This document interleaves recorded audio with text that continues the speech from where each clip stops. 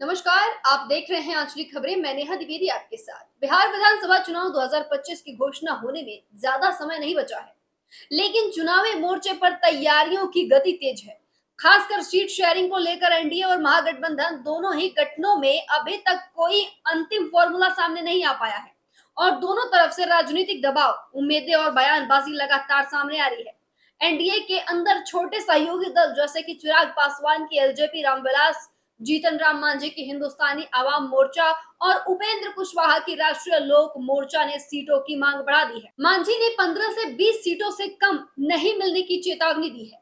अगर उनसे उम्मीद के मुताबिक सीटें नहीं मिली तो वे 50 से 100 सीटों पर अकेले चुनाव लड़ने की बात कह रहे हैं। अब ये बात खेला बिगाड़ सकती है। सहयोगी पार्टियां जेडीयू और बीजेपी के बीच सत्ता संतुलन और प्रभाव की राजनीति लगातार चल रही है। ये देखा जा रहा है कि जेडीयू को शायद 2020 के मुकाबले इस बार कम सीटें मिल सकती हैं, जिससे गठबंधन में संतुलन बन सकता है। चिराग पासवान और मांझी के बयानों ने गठबंधन को सार्वजनिक दबाव में ला दिया है। कुछ नेताओं के अनुसार ये बयान केवल अपनी पोजीशनिंग बढ़ाने के लिए है।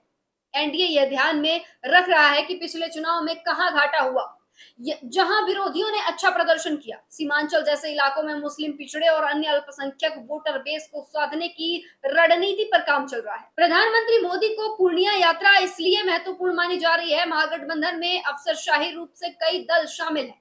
आरजेडी, कांग्रेस, वाम दल, सीपीआई, सीपीआईएमएल, सीपीएम, विकासशील इंसान पार्टी, झारखंड मुक्ति मोर्चा आदि। इस गठबंधन में कांग्रेस और वाम दलों ने इस बार अधिक सीटों की मांग की है, जो कि आरजेडी को कुछ सुकून नहीं दे रही है। मीडिया रिपोर्ट्स के अनुसार महागठबंधन ने एक संभावित फॉर्मूला तैयार किया है। लगभग 136 सीटें आरजेडी को, 52 कांग्रेस और वाम दलों को 34 सीटें दी जाएं।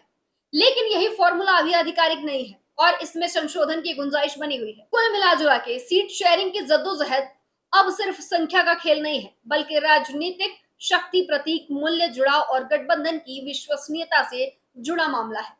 जिस गठबंधन को समय रहते समन्वय करने और अपेक्षाएं पूरा करने में सफलता मिलेगी, वह चुनावी लड़ाई में बेहतर स्थिति में होगा। फिलहाल तस्वीर यह है कि दोनों खेमे पेच में हैं। आखिरी दौर के फैसले अभी बाकी हैं। फिलहाल के लिए बस इतना ही। जुड़े रहिए हमारे साथ, देखते रहिए आंचलिक खबरें, अपनों की खबर आप तक।